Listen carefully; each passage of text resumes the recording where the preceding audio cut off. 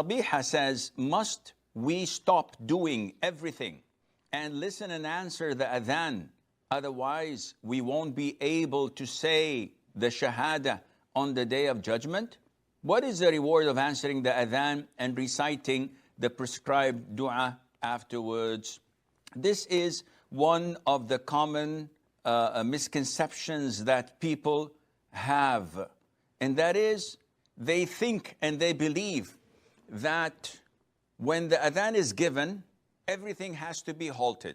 So if you are working, you should stop doing whatever you are doing. And if you are, for example, speaking with someone, you have to refrain from talking.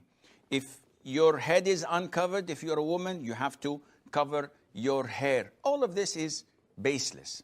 The worst of them all is those who say that if the adhan is being called and you're talking to someone on your deathbed, you will be deprived from being able to say, Ashhadu an la ilaha illallah.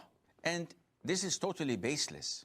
And it's prohibited to mention such things without authentic evidences from the Prophet's Sunnah alayhi salatu wasalam. Otherwise, you will be lying on Allah Azza wa Jal by introducing such lies and baseless claims. Yes, when the adhan is given, the sunnah is to repeat after the mu'adhin. So when he says, Allahu Akbar, you say, Allahu Akbar, Allahu Akbar.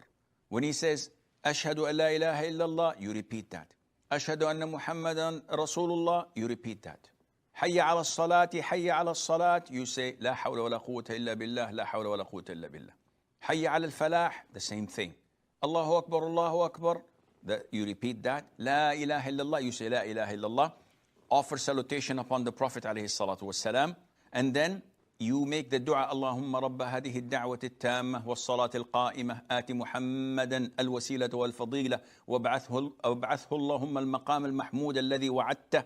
And you may say, Raditu billahi rabban wa bil-islami dinan wa bi-Muhammadin rasula.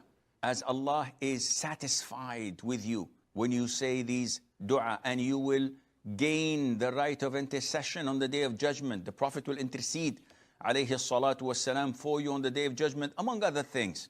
So this is authentic. But to claim that you don't speak when the adhan is given, if you are a carpenter, hold your hammer and put it down, don't work, don't do anything, don't eat. No, this is all not from the sunnah, and it is baseless.